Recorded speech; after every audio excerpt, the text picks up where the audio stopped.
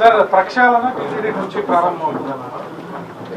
TDP government వచ్చింది state లో, but టీటీడీలో కనిష్టం the chairman has resigned, board has resigned, also EO has gone on leave. Can we expect a rejig of complete TTD? No, what I am saying is only one day. Now meter is moving. Yesterday నేను sharing ఏం చేశాను, వెంకటేశ్వర స్వామిని దర్శనం చేసుకున్న తర్వాత ఆయన ఆశీస్సులతో పని ప్రారంభించాలనుకున్నాను. వచ్చాను, ఆ సంకల్పం ఇక్కడ చెప్పాను. ఇక్కడి నుంచి ఎక్కడ ఏ విధంగా పనులు చేస్తాం మీరే చూస్తారు.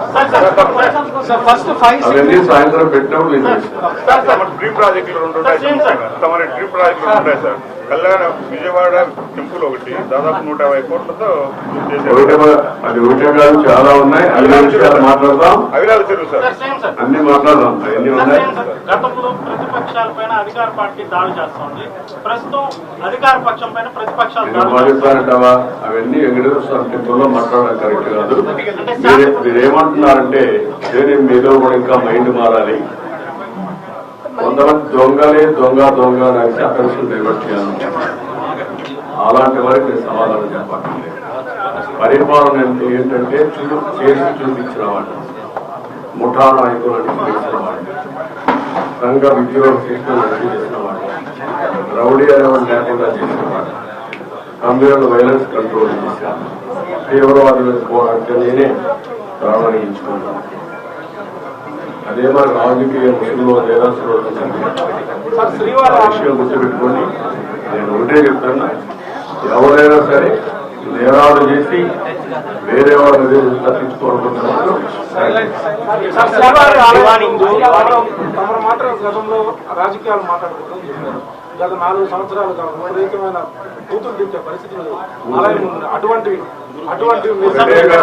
నేను కూడా ఇక్కడికి వచ్చినప్పుడు ఓట్లు అడగడానికి కూడా వీలు లేని పరిస్థితి. ఎలక్షన్ అప్పుడు ఒకప్పుడు నేను ఎప్పుడు రాజకీయం చేయలేదు. అలాంటివన్నీ చూసాం. అది ఒక పీడకలగా మిగిలిపోవాలనుకుంటున్నాను. మీరు మాట్లాడిగారు కాబట్టి చెప్పాను, నేను అది కూడా చెప్పదలుచుకోలేదు. ఎవరైనా సరే నేరస్తులు నేరం వేరే వాళ్ళపైన వేయడానికి ముందుగానే ఎల్బీ క్రియేట్ చేయడం, అలాంటి మాత్రం నా దగ్గర జరగవు. Be clear. ఎవరైనా సరే నేరస్తుల్ని నేరస్తులుగానే చూస్తా.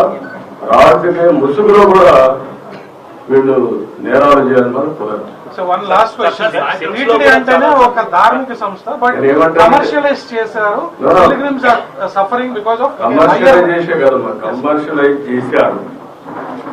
వెంకటేశ్వర స్వామి టెంపుల్కి వస్తానే కొండెక్కదని ఏం కనపడాలి మీకు? పవిత్రమైన భావం రావాలి. ఈ పవిత్రమైన భావం రావాలంటే ఇక్కడ అడుగడుగున ఆ పవిత్రమైన భావం రావాలంటే ఆ మూమెంట్ కనుక క్లీన్ గా ఉండాలి. భోజనం కూడా, ప్రసాదం కూడా నీట్గా ఉండాలి. విపరీతమైన రేట్లు పెంచకూడదు. వెంకటేశ్వర స్వామి దగ్గరికి వస్తే దర్శనం బ్లాక్ మార్కెట్ లో టికెట్లు అమ్ముకోకూడదు. ఒకప్పుడు మీరు గుర్తుపెట్టుకోవాలి, నేను ఇక్కడికి వస్తే ఎంత క్లీన్ గా పరిశుభ్రంగా ఉండేది చూశాను. నేను కొండపైన పెద్ద ఎత్తున గ్రీనరీ పెట్టి, పెద్ద ఎత్తున ఔషధాల ప్లాంట్స్ అన్ని పెట్టి ఇక్కడికి వస్తే లైఫ్ పెరగాలని ఆలోచించాను. అలాంటివన్నీ కూడా మీరు గుర్తుపెట్టుకోవాల్సిన